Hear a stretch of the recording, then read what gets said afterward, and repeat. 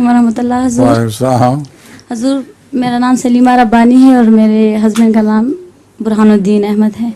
मेरा पहला सवाल है, हजूर, अगर किसी औरत का खावन लापता हो जाए और कुछ अरसे तक उसकी कोई इत्ला ना आए तो और उसकी बीवी शादी कर ले और दूसरा वो पहला वाला जो है वो फिर अचानक आ जाए तो किसका निकाह मंसूख होगा?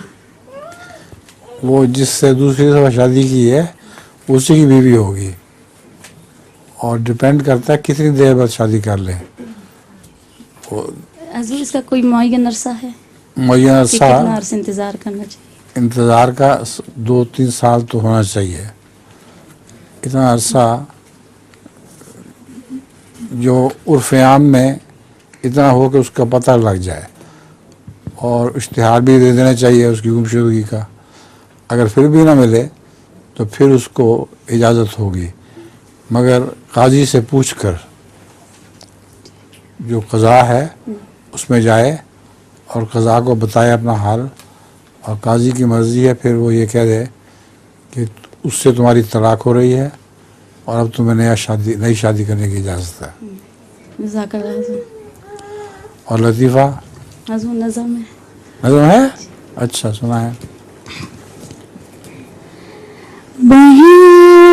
इश्क क्यों तुम्हारे इन्हें रोक लो खुदारा,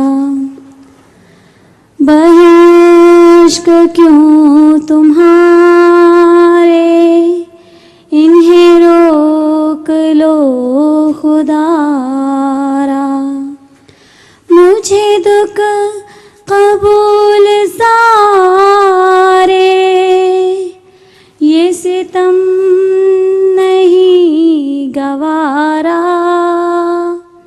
मुझे दुख कबूल सारे ये सितम नहीं गवारा,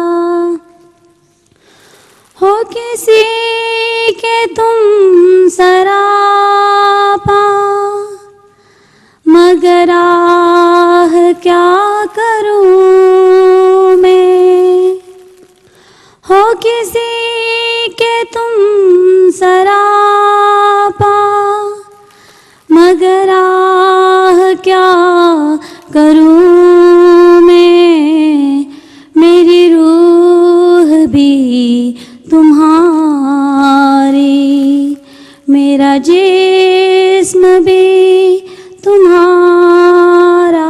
जज़ाकल्लाह। वक्त थोड़ा है और मिनटों में वक्त गुजर जाते हैं, पता नहीं चलता यहाँ आपकी क्लास में।